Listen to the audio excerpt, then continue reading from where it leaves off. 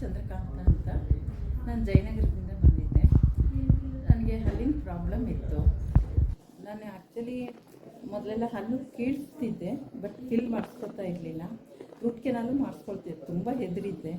ಆದರೆ ಡಾಕ್ಟರ್ ಶೇಷ್ ಪ್ರಸಾದ್ ಅವರು S dental ಕ್ಲಿನಿಕ್ಕಿಂದ ತುಂಬ ಇದು ಮಾಡಿದ್ರು, ಸಪೋರ್ಟ್ ಮಾಡಿದ್ರು. ಇಲ್ಲ ನೀವು ಮಾಡಿಸ್ಕೊಂಡ್ರೇ, ಇಲ್ಲ ಅಂದರೆ ವೀಕ್ ಆಗ್ತೀರಿ, ಫುಡ್ ತಗೊಳ್ಳದೆ ನ್ಯೂಟ್ರಿಷನ್ ಇರೋದಿಲ್ಲ, ವೀಕ್ ಆಗ್ತೀರಿ, ನೀವು ಮಾಡಿಸ್ಕೊಳ್ಳೇಬೇಕು ಅಂತ ಹೇಳಿದ್ರು. ಅವ್ರ ಮಾತು ತುಂಬ ಇದಾಯಿತು ನನಗೆ. ಅವರು ಹೇಳಿದ್ದು ತುಂಬ ಹಿಡಿಸ್ತು. ಮಾಡಿಸ್ಕೊಂಡೆ. ರೂಟ್ ಕೆನಾಲ್ ಮಾಡಿದ್ದು ಗೊತ್ತಾಗಲಿಲ್ಲ ನನಗೆ.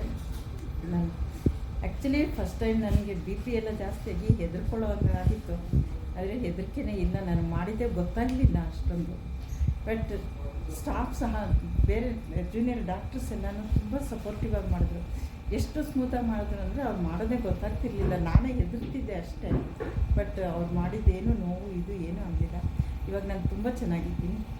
ತುಂಬ ಖುಷಿ ಆಯಿತು ನನಗೆ ಈ ಸರ್ವಿಸ್ಸು.